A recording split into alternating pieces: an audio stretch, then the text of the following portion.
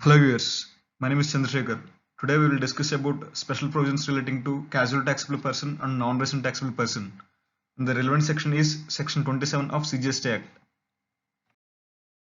The topics which we are going to cover is definition of casual taxable person, registration procedure, other procedural aspects, and non-resident taxable person.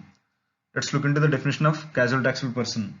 Casual taxable person means a person who occasionally undertakes transactions involving supply of goods or services or both in the course or furtherance of business, whether as a principal or an agent or in any other capacity in a state or union territory where he has no fixed place of business. So this is the definition of casual taxable person. Let's discuss the provisions in detail. From the above definition of casual taxable person, there are two states that come into consideration. One state where the person is regularly undertaking transactions involving supply, and the other state where the person is occasionally undertaking transactions involving supply. Let's take a case. Mr. A is a registered person in the state of Maharashtra and he is planning to conduct an event in the state of Karnataka. That means Mr. A can enjoy exemption threshold on section 22 in the state of Maharashtra irrespective of the fact whether he supplied regularly or occasionally. But when it comes to the state of Karnataka, he shall be liable to take registration irrespective of his turnover as per the provisions of section 24. Let's take another case. Suppose the turnover of Mr. A in the state of Maharashtra is only 9 lakhs and he is planning to organize an event in the state of Karnataka. Mr. A is liable to take registration in the state of Karnataka as a casual taxable person, and by virtue of registration in the Karnataka, he is also liable to take registration in the state of Maharashtra. The registration in the state of Maharashtra may be triggered under section 24 in respect of interstate taxable supplies of goods that may be carried from Maharashtra to Karnataka for onward sales. The next part is registration. Casual taxable person is compulsorily required to take registration as per the provisions of section 24, but exemption was given to casual taxable person who engages in the supply of handicraft goods and his turnover is up to 20 lakhs, then there is no requirement of registration. Casual taxable person shall apply for registration at least 5 days prior to the commencement of business. In the above example, Mr. A plans to start his event in the state of Karnataka from 1st April, then he shall apply for registration on or before 26th of March. Casual taxable person is compulsorily required to make an advance deposit of his estimated tax liability for the period for which registration is taken. Suppose in the above example, Mr. A is planning to conduct his event in the state of Karnataka for a period of 25 days, then Mr. A has to ascertain his tax liability for the entire period of 25 days and the same is to be deposited at the time of filing application for registration. There is a lot of confusion with respect to tax liability. Is it a gross tax liability or a net tax liability? The department has come up with a notification and it is clarified that the amount to be deposited is only the net tax liability. That is, the casual taxable person is eligible for input tax credit and he can only deposit the net tax liability amount.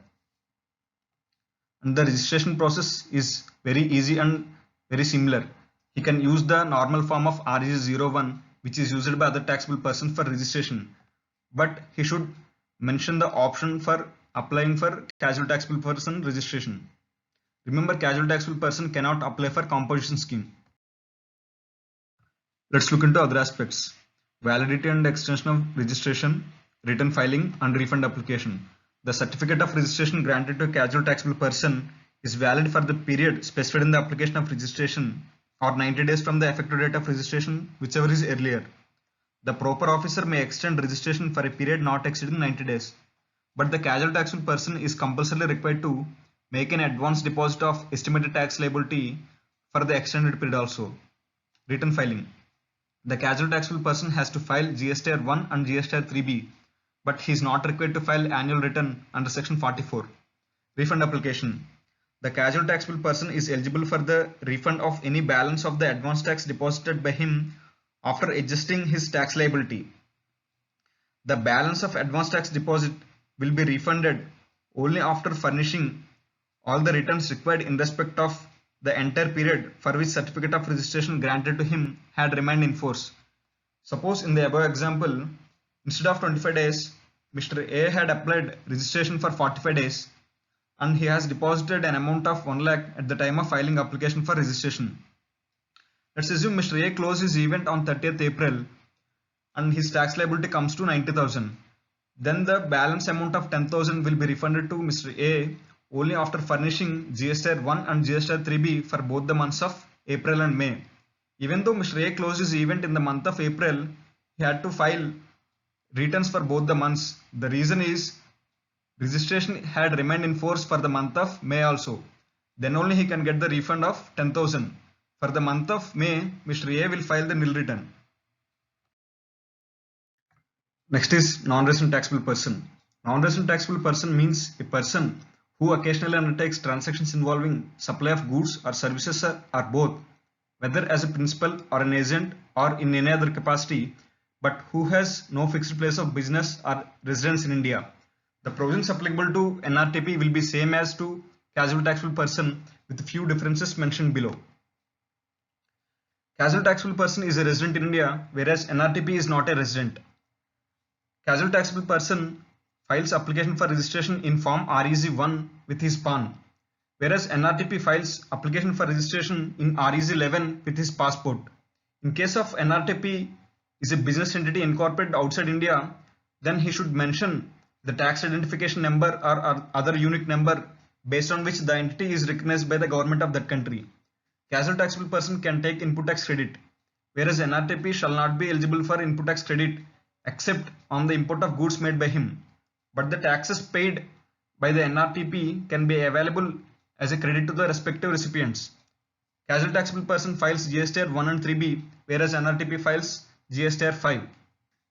So these are the entire provisions relating to casual taxable person and non-resident taxable person. Thanks for watching.